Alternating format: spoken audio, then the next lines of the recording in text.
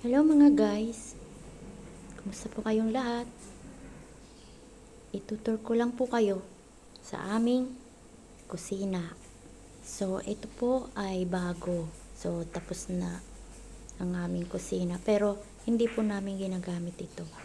Ito po yung ginagamit namin na kusina. Nandito po tayo ngayon sa mas maliit na kusina. So dito kami tumatambay, kumakain, at dito kami araw-araw nagluluto.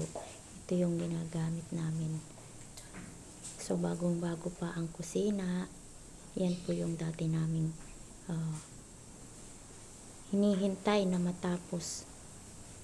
So matagal din siya bago natapos, mga kalahating taon. Kaya yung mga nakaraang video po, nasa taas po ang aming kusina. Doon kami nagtatambay sa may hagdan. So ngayon tapos na. Kaya ito ngayon, ang ganda. Tapos na ang aming kusina. So maluwag kasi dalawa ang kusina. Ayan. Ang ganda ng kusina. Kahit ganitong kusina lang sa Pilipinas, sana meron tayo. Pero hindi natin kaya ito. Kasi ganitong kalaki ay kasing laki na ng ating mga bahay. So mas malaki pa yung kusina nila kaysa sa bahay natin. Tsaka ang ganda. Tayo cannot afford yan. Siyempre, pangarap lang natin magkaroon ng ganito. Hindi naman masama ang mangarap. Tuloy-tuloy lang natin ang pangarap natin.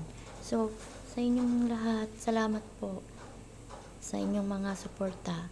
Gusto ko lang po ipakita sa inyo ang aming bagong kusina. Ang kusina po ay hindi sa amin, kundi sa amo. So, yun lang po, nililinaw ko lang po. Maraming salamat po sa inyong lahat, sa inyong mga suporta.